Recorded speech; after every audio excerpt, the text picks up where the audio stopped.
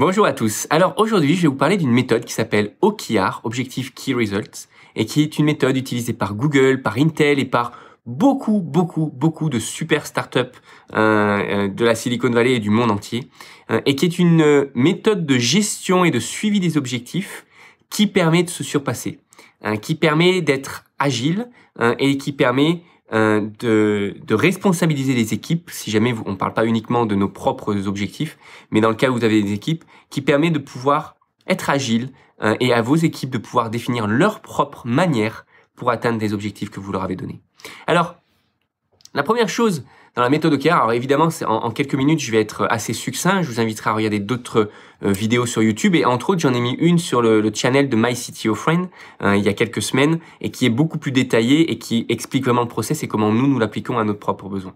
Mais je vais essayer quand même de vous en faire un petit résumé dans l'épisode d'aujourd'hui. Déjà, avant d'utiliser OKR, il faut définir la vision que vous voulez pour votre propre vie, pour votre entreprise, pour votre startup.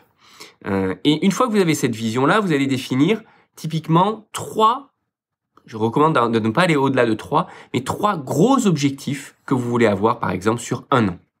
Donc ces objectifs, on va généralement les rendre mesurables. Et c'est pour ça qu'on parlera de Key Results. Alors on peut utiliser le même format que le SMART, le Simple, Attainable, Measurable, Achievable and Timeable. Donc voilà, vous chercherez le SMART si vous connaissez pas, mais c'est un format d'objectif qui est précis. Il faut que les key results soient smart.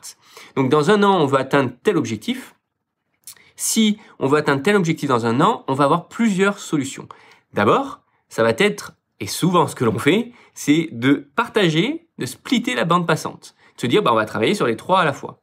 Mais dans certains cas, il va être plus stratégique de travailler peut-être sur l'objectif numéro 1 et numéro 2, et en parallèle, et puis le numéro 3, on va le reporter au prochain trimestre, au prochain semestre, par exemple.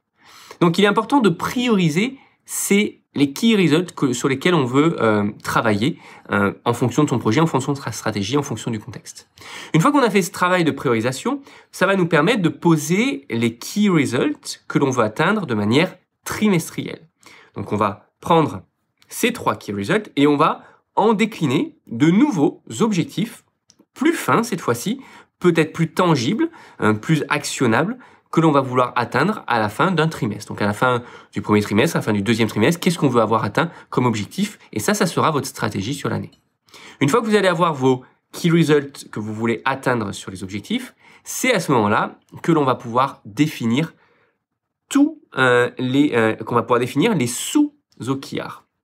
Alors les sous-OKR, évidemment, on ne va pas chercher à les définir à l'avance parce que clairement, le 2 janvier, on va pas savoir exactement comment on va tout réaliser, les objectifs qu'on atteindra le 31 décembre. C'est complètement utopique de l'imaginer. Donc, l'objectif, c'est de travailler que trimestre par trimestre, de donner des objectifs trimestre par trimestre. Et si vous avez 3 principaux objectifs sur le trimestre à venir, eh ben, chacun de ces objectifs-là doit être ensuite redécoupé en sous-actions, en sous-OKR, que vous allez chercher à atteindre sur ce trimestre-là. Et chacun de ces OKR-là, chacun de ces objectifs, donc ces key results que l'on veut atteindre, peuvent être atteignables de différentes manières. Donc ce qui est bien, c'est de pouvoir mettre des actions, mais ces actions-là sont pas marquées dans le marbre. Si par exemple, votre objectif sur un trimestre, c'est d'atteindre 1000 followers sur les réseaux sociaux, ben, vous pouvez dire je vais poster une vidéo tous les jours, je vais poster un article tous les jours, etc., etc. Mais à un moment donné, au fur et à mesure de vos statistiques, de l'analytics, etc., ben vous allez pouvoir adapter votre technique. Peut-être qu'en cours de chemin, vous allez vous dire, non, ça fonctionne pas. Peut-être que, je sais pas, je dis une bêtise, mais je veux démarrer un podcast en parallèle ou je veux démarrer une chaîne YouTube en parallèle, etc., pour atteindre les objectifs. Peut-être pas même l'objectif de avoir 1000 followers, mais l'objectif d'avoir qui était peut-être supérieur, c'est d'avoir une audience de X personnes à la fin d'année. Et donc, en adaptant comme ça vos objectifs, en laissant libre cours de réajuster vos objectifs en fonction de l'objectif principal de l'année, eh ben, ça va vous permettre de pouvoir être plus agile, de pouvoir être plus inventif, de savoir quand est-ce que vous allez dans une direction et que vous allez contre un mur et que ça sert à rien d'insister, et de vous dire, ok, ça fonctionne pas, qu'est-ce que je peux faire à la place? Et c'est tout ça, c'est vraiment ça la beauté d'OKR, c'est que ça permet à un planning, ça permet à des objectifs d'être adaptables, agiles et de les réadapter en fonction de comment les choses évoluent pour votre projet.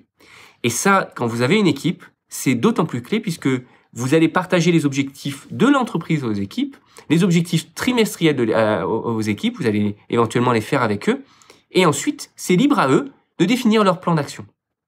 Alors le risque, c'est qu'à un moment donné, on se perde en chemin et qu'on n'atteigne pas forcément nos objectifs. C'est pour ça qu'avec OKR, il faut revoir nos progrès de manière hebdomadaire et savoir quels sont vraiment les avancements, les avancées plutôt que j'ai fait en direction de mon objectif. Est-ce que ça avance comme il faut? Si c'est pas le cas, il faut reconsidérer la chose. Est-ce que j'ai pas réalisé les tâches que j'avais planifié de faire?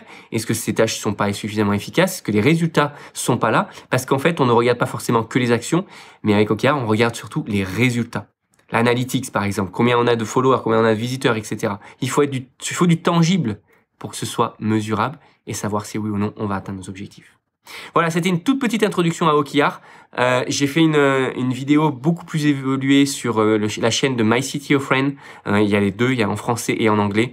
Je vous invite à regarder ça. Et puis évidemment, il y a plein de bouquins, il y a plein d'autres vidéos sur YouTube qui expliquent OKR de très belle manière. Mais pour une startup, je pense que la vidéo que j'ai faite est particulièrement sympa. Donc je vous invite à la regarder. Je vous souhaite une bonne journée et je vous dis à très bientôt.